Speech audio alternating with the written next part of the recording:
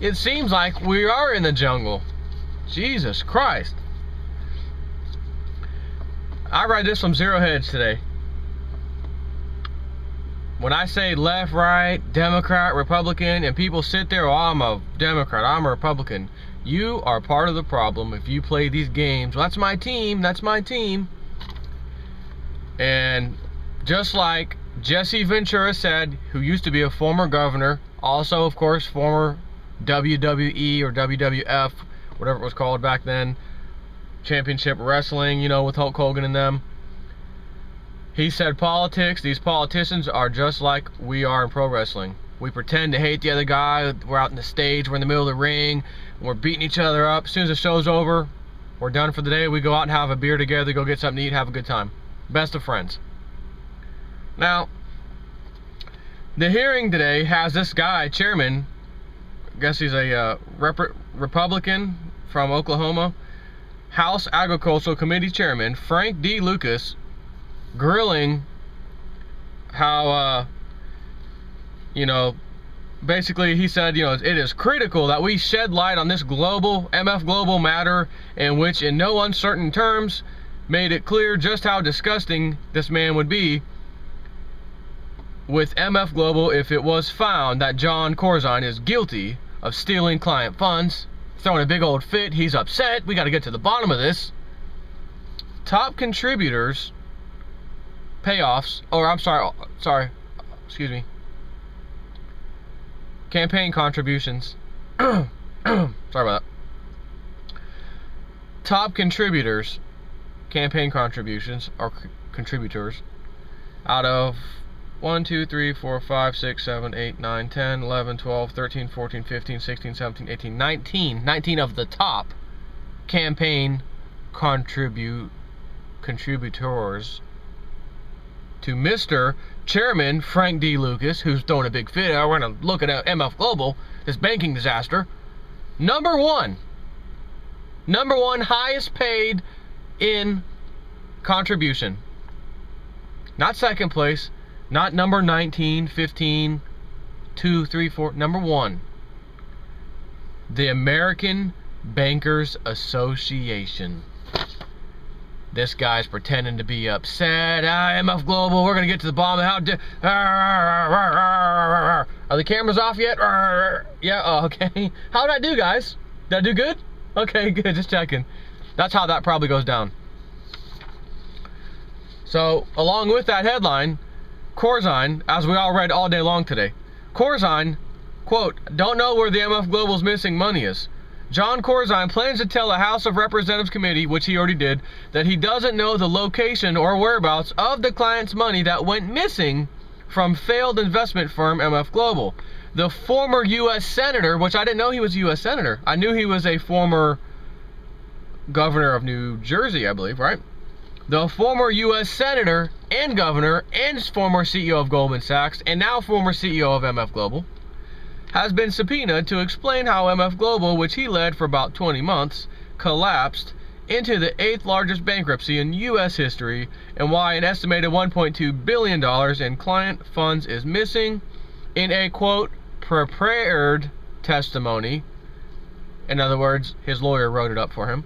Corzine apologized to, quote, all those affected by MF Global's failure. MF Global filed for bankruptcy protection on October 31st. It's the first time in more than 100 years that Congress has subpoenaed a former senator to testify, according to Senate historian Don Ritchie. The occasion blends the two worlds Corzine has occupied for his professional life, Wall Street and public office. Is there any two other entities that don't go hand in hand, like Wall Street and public office? Banking, betting, destroying economies, and those allowing it to happen because they switch back and forth. You used to be a senator, now you're going to work over here at a high-level banking or financial institution. We'll leave it at that.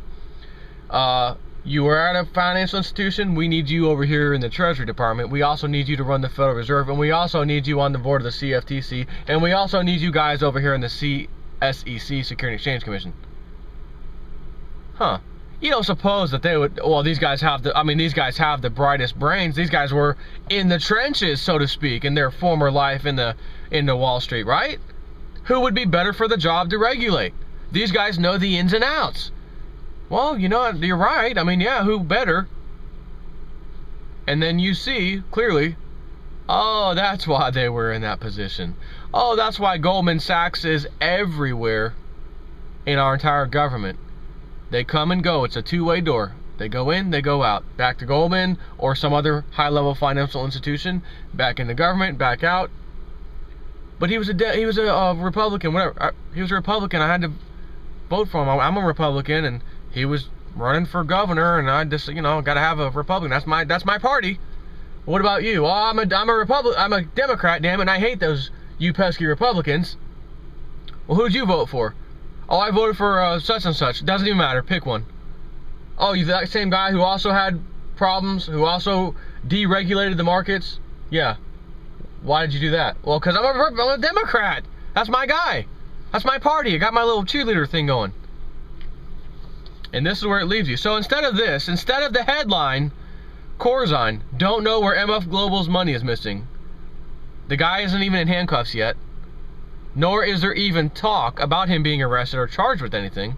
Because as he said, I in the testimony, please beware that I may not be able to answer your questions properly because I'm no longer with MF Global and I no longer have access to even my own personal emails that I had at the time because I'm no longer with that company. So you may ask me certain questions, and from that time till now, I may not be able to answer them because I stepped down within days of the event. Okay? Oh, okay. We'll pretend like we're mad, but cameras are on. We're mad. Cameras are off. See you later tonight at lunch, pal. Or at dinner. My treat or your treat. You can treat because I'm saving your butt right now on C-SPAN. You treat, Corzine. All right, buddy. Take it easy. That's how that goes. So how about this headline instead?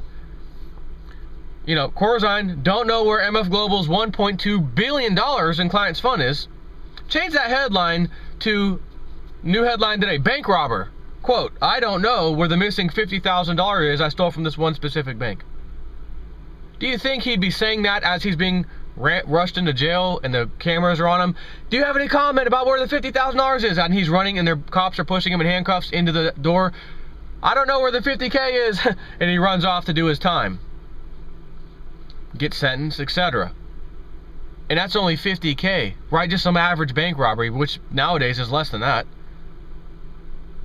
You hear a bank robbery. Listen, I told you, I volunteer for the local sheriff's department. I'm not law enforcement whatsoever, but I do appreciate them around here. They're one of the good law enforcement agencies, I would say, compared to the rest of the United States, that's for sure.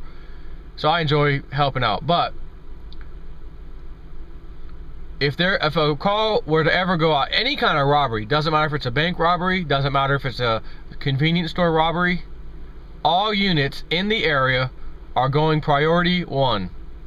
In other words, light sirens, the cavalry's coming. There wasn't even a cop notified of this $1.2 billion stealing that John Corzine's firm did. Yet it's no different, except he didn't have a gun. He didn't have a gun. He just did the same thing. He robbed, not a bank. He was the bank. This is how interesting this is. He was the bank that robbed the people. So instead of the bank robber going to the bank and robbing the bank actually robbed the people. And another interesting headline today out of Europe. The ECB, we're going to now allow the banks so that they can free up some liquidity to go from 2% reserves down to 1% reserves. Do you know what that means?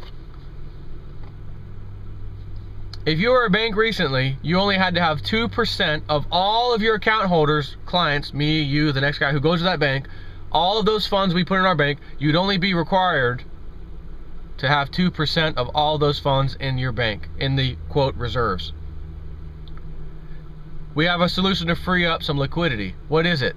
We're going to go from 2%, which is already disgustingly low, it's incredible, to have that kind of reserve requirement, to 1%.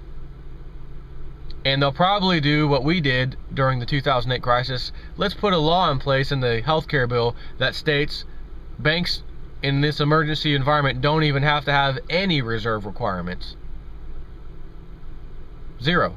So you could be a bank and have nothing in reserves and still continue to do, quote, God's work, as old, I think it was Goldman Sachs, wasn't it? Yeah, Goldman Sachs, the current CEO. Doing God's work, they can just lend out money. Zero reserves. Nothing in their reserves. We'll just continue lending. How is that possible if you don't have any reserves? Well, of course, we could borrow from the Fed, pay it back, put it back in the Fed, earn interest on it, all kinds of little stealthily ways. But that's another interesting thing. That just lets you know how much there's a bank run going on in Europe right now. We got to free up liquidity because people are pooling their, quote, reserves, their accounts, out of these banks, leaving them with a lot less reserves than required, which is what happens when you have a bank run. The interesting thing is it's only 2% that was required recently, for a while now.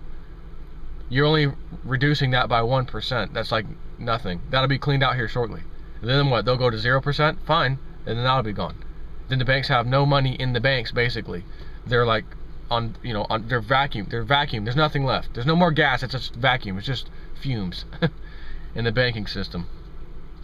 And on top of that, I'll finish that with this. Bomb sent to German bank was real, authorities say.